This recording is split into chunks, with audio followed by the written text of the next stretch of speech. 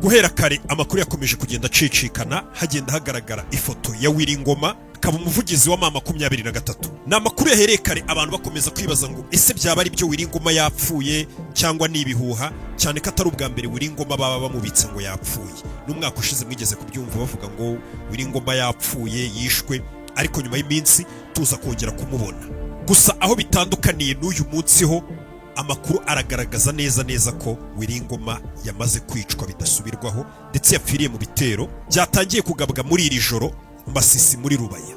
Ibi ngo ni ibitero bihambaye cyane byagabwe n'injoro, bigabwe n'uruhande rwa leta ya Kongo, ariko ngo rwari uruhande hanini by'umwihariko rwari rufashijwe n'abacancuro ba Eric rubahanga cyane mu byerekeranye no gukoresha ikoranabuhanga, kuko ngo byari ibitero by'amadrone. Ibyo bitero rero bikavugwa ko byagabwe mu bapfuye cyangwa se mu bahitanywe n'ibi bitero. Izina ryaje cyangwa se izina rinini ryakunze kuvugwamo ni izina rya Wiringoma. Ndetse ngo vuba bidatinze cyangwa se mu masaha make dushobora kuza kubona noneho impapuro cyangwa se amatangazo abyemeza neza, ariko ngo amakuru ahari muri kano kanya abyemeza aragaragaza ko Wiringoma yamaze kwicwa. Ndetse bikavuga ko ngo yapfanye n'abandi basirikare, bivuga ko ngo bari hagati y'8 n'10 bari kumwe nawe. Amaraporo araza kugenda asohoka vuba bidatinze, ariko ngo yarari kumwe n'abandi basirikare bapfuye. Ibi rero byatangiye bite cyangwa se igitero cyagenze gute? Ubundi uyu Wiringoma yari muntu ki? Rikaze tubicemo twihuse gake gake. Wiringoma ni umugabo wamamaye cyane ubwo mama 23 yatangizaga imirwano mu mwaka wa 2021.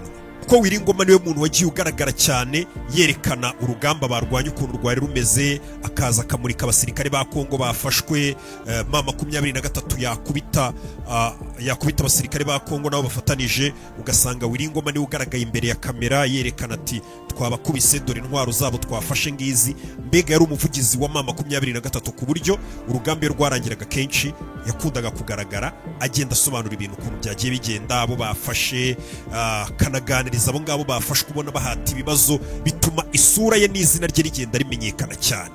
Ubwo mama 23 yafataga umujyi wa Uvira, Wiringoma bivugwa ko ngo leta ya Kongo yatangiye kumugera amajanja by'umwihariko bavuga ati uyu mugabo tugomba kumukuraho. K'icyo gihe bigeze no gutangaza barabika ingabo za Kongo bavuga ko ngo bamurashishije drone ngo yapfuye mu mpera z'uyu mwaka tuvuyemo, ariko nyuma yaho twaje kongera turamubona.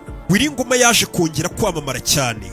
Ubwo ndi kugira ngo mwibutse abantu none twinjire mu gitero kivugwa cyangwa se kigaragaza ko ari cyo yaje kuzira, aho bamurashishije amadrone. Yagaragaye cyane ubwo abacancuro bari baraje b'abanyaburayi bari muri Kongo, ubwo bafataga umujyi wa Goma, murabyibuka. Wiringoma yagaragaye yirukankana abacancuro, agenda batera utuntu twinshi birukankana babwira ati musubiri wanyu. Ayo mashusho Wiringoma abacancuro ari kugenda asa nk'ubanyuzamo utuntu twinshi, abatera ubwoba, bicaza hasi, ababwira ko batagomba kuza kwivanga mu bibazo by'abanyekongo. Ibyo byose murabyibuka. Nimwe mu mavideo yatumye no mugabo izina rye rimenyekana cyane, abantu babona ko ari ibintu bisa neza kwirukana abanyamahanga, agaragaza ko ibibazo ari iby'abanyekongo. Reka tugaruke rero ku gitero cy'uyu munsi kigaragaza ko Wiringoma ari cyo yaje kugwamo.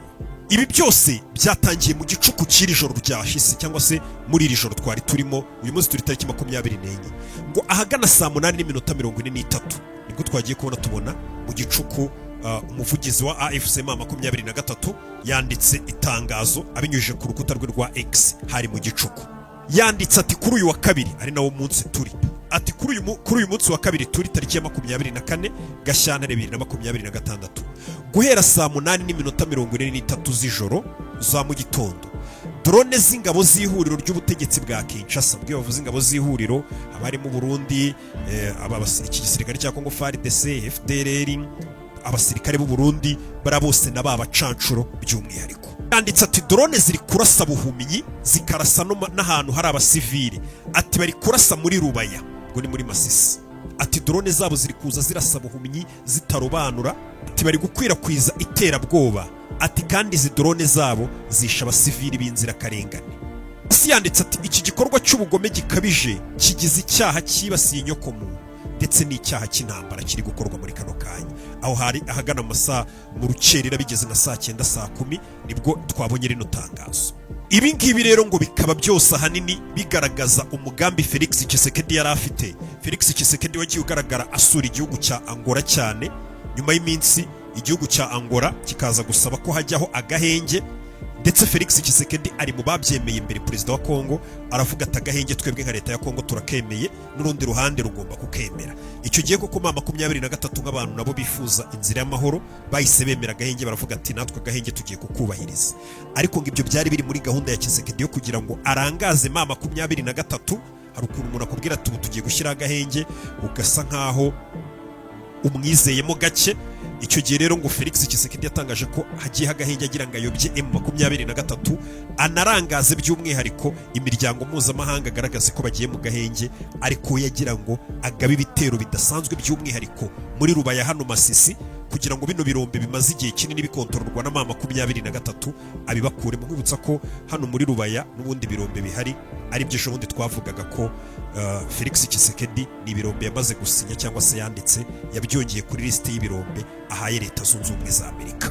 Bikavugwa ko Felix Tshisekedi ibyo bintu byose byari biri muri gahunda kugira ngo barangaze mama 23 n'imiryango mpuzamahanga hano hantu. None mama 23 bayigabeho ibitero, yarizi ngo bari mu bihe by'agahenge, bayikubite bayigabeho ibitero bihambaye cyane, yifashishije abacancuro b'abazungu yazanye ngo babahanga cyane mu gukoresha iby'indege zitagira abapilote n'imbunda zirasakura. Aba bacancuro bavugwa ni abacancuro w'umugabo witwa ngo ni Eric Prince. Eric Prince gafite abacancuro ngo babahanga mu gukoresha zino ntwaro. Eric Prince ngira ngo twagiye tumugarukaho mu biganiro bigiye bitandukanye, ndetse ngo intego yabo bano bacancuro hanini bafite bahawe ngo ni ukugerageza gukoresha iryo koranabuhanga ryabo mu rwego rwo kugira ngo bahere ku bayobozi bakuru ba mama 23 aribo babanza kugenda bahitana. Havugwa ba Corneille Nangaa n'abandi bose bari abayobozi bakuru ba mama 23, AFC mama 23, ngo bari bo bibandaho cyane rwego rwo kugira ngo bagende baca intege mama 23.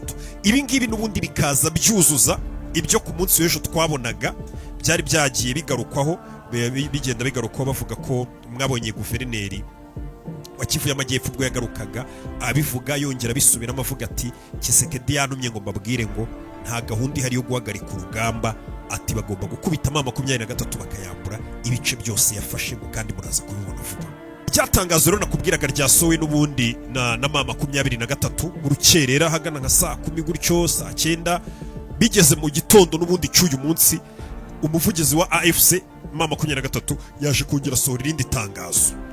Gira ngo mwari bonye yangiye arandika ati ubutegetsi bwa Kinshasa bwongeye kurenga ku masezerano y'agahenge mu kwica ku mugaragaro. Yuni Lawrence Kanyuka ubwo yandikaga no magambo mu gitondo cy'uyu munsi ati ubutegetsi bwa Kinshasa bwongeye kurenga ku masezerano y'agahenge mu kwica ku mugaragaro ibyo bwari bwiyemeje.